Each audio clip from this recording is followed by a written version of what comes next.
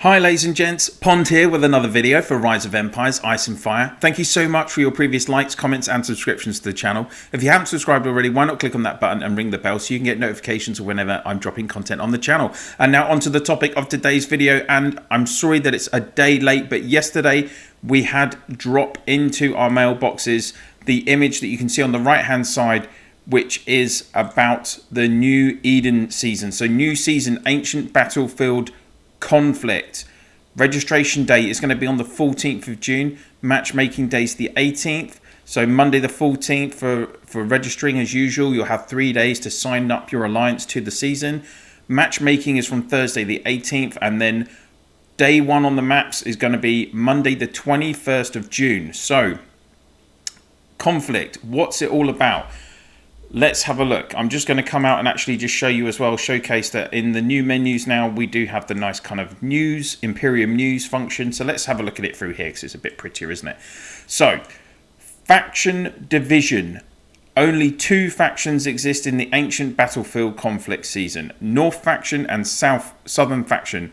After an alliance registers, they'll be placed into one of the 2 factions based on the matchmaking rules. So based on the overall combat power, the devs should be splitting the power evenly between the 2 factions. What can you expect? Well, now they already have conflict in Last Shelter Survival, Rise of Empire sister game. So what we have seen in their seasons is that on the map, on the Eden map, it's going to be split into thirds, and you will obviously then either be in the northern or the southern, and the kind of central zone is neutral at the beginning of the season. That's the zone that's going to have the ancient temple in it. So you will land in one of those factions, either in the northern or the southern. Once you are in that faction, that's it. You have to remain in that faction for the whole season. What's that going to mean in terms of diplomacy? Well, obviously in a normal Eden map, you get alliances, work together with each other, with other people that they've collaborated with. In faction, you could have people that have been enemies for the last 18 months who are actually going to have to work together to a certain level to gain the points. So what else does this say? So new season building. So we've got a new building, Stronghold. Added Stronghold Cities. Once an alliance captures it, all lords of the same faction can then utilize Stronghold to connect territory. So on the map, there will be these strongholds. Now, they do have occupation values. I believe it's certainly some of them have an occupation value of 10. And the loyalty required to take them is quite low. It's either 3,000 or 4,000. But the key thing about these is that once a guild from your faction has taken control of the stronghold, then I believe any guild in the faction can then reinforce that stronghold, and any guild in the faction can then use that stronghold as a connector to place tiles together. So it's going to be really interesting. I think it will make movement, potentially it can make movements around the map much easier for different guilds in your faction. So those are going to have a key strategic importance as the season goes by. Then we've got new setting, faction control points. So corresponding faction control points can be obtained by capturing small towns, large towns, capitals, and ancient temples. Once the season ends, the faction with the highest control points win. So when you're taking these structures in Eden factions or Eden conflict, these towns, capitals, ancient temple, they will still have their occupation value figures, but now they will also have an SCP figure. I believe the ancient temple will be worth 800 faction control points. The faction that has the highest points at the end of the season will be the winner. And now this is of note as well. So in Last Shelter Survival, if both factions have the same number of points, there is no winner. They both get the loser reward. So that's going to be really interesting as well. Something to think about. That because again, in previous seasons, you would have different guilds coming to terms towards the end of the season, maybe to split points, or maybe you'd have 3 guilds gaining 2,000 occupation value. No, on the faction system, it's purely you have to win. There's one winner, one loser. That's it in terms of the factions. What's that going to mean? Well, in terms of your rewards, again, based on what they get in Last Shelter Survival, you will hopefully pick up more rewards than you would in previous seasons in terms of your hero tickets. So first off, if you're the winning faction, you hopefully should get 2 SX tickets and 2 S1 to S4 random recruitment tickets, the ones where you can choose the specific season from S1 to S4, but then you will get a random hero. And if you're the loser, you only get 1 of each of those tickets. So that's quite a big difference to start as well. Now, the other thing to think about is rewards within each faction for your individual guild. So again, in Last Shelter Survival, only the top 10 guilds in each faction receive rewards. So that's only 20 guilds on the map can get rewards. That should mean that, again, a lot of players are going to merge and collaborate together very quickly in the season. And unlike previous maps where you could have 3 guilds all pick up 2,000 occupation value and all share the highest ranked rewards, in factions it is literally just ranked 1 to 10 based on the guild's occupation value. And there are, again, when you break down these individual guild rewards, there are significant differences between the winners and the losers. So for instance, the winners should get 200,000 honor coins. The losers, even the ranked 1 losers, will only get 100,000 honor coins. And beneath rank 7 in the losers section, you do not get any SX tickets. So that's going to really restrict your progress potentially being on the losing side in a faction season.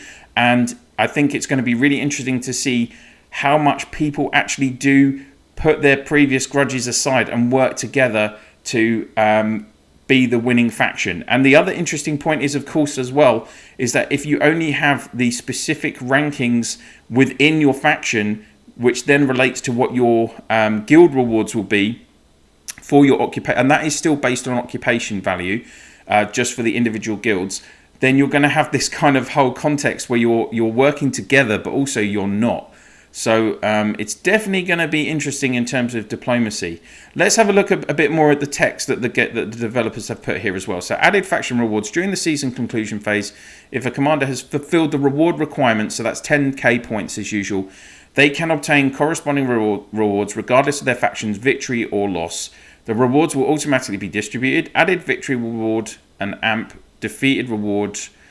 Once the season ends, rewards will be calculated and distributed based on the rankings within the faction. So what I've just discussed. Note the specialization cap is going to be raised to 170 this season. I'd like to see the person that has 170 spec points. Actually, I don't mind being on the same side as them. I won't be up against them. The next point, very interesting. So you might have heard me say in previous videos about Eden, good strategy for Eden, how you can prepare for Eden. And I was saying train enhanced troops because they would heal quicker in your base camps. But according to this, they're now saying the shortened healing time, they have amended the shortened healing time for T9 troops, fixed the issue where the healing time became way too short for the enhanced unit. So I would take that as saying that all unit types in Eden are now going to take the same amount of time to heal, which is, it's annoying, isn't it? Because, you know, those healing times can be huge. So that's another interesting point that they've changed.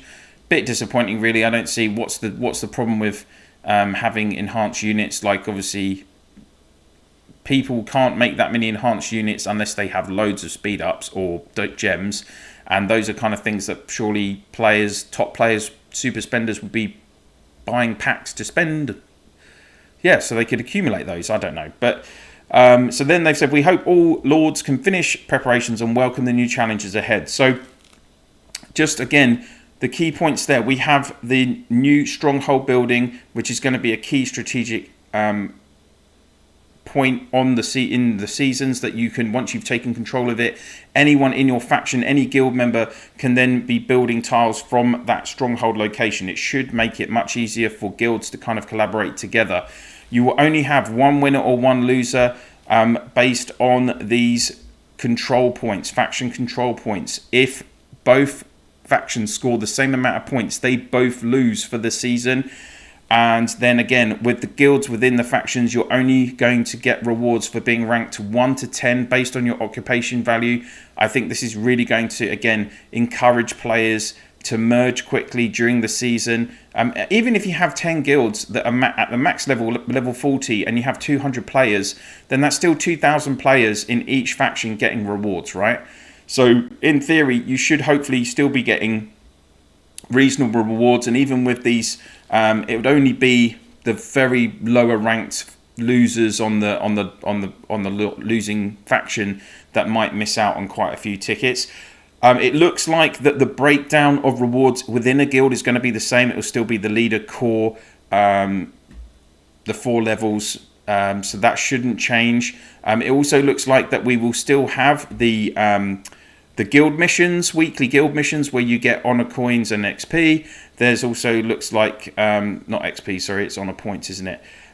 There's also going to be Eden missions. There might, if again similar to Last Shelter Survival, there might be new Eden missions, different things this season, and there should still also be the guild development rewards and the personal achievement awards within the season. So there we go, guys. That is everything that I know based on what I've seen in Last Shelter Survival for this format of Eden. I also know, interestingly, so for those of us that are in the older states, we've just, for instance, in 55, we've just done 4 seasons of the basic Eden, X Rising, and now we're going on to Conflict. I know for those of the players in the oldest states, they've actually done 6 seasons of Eden.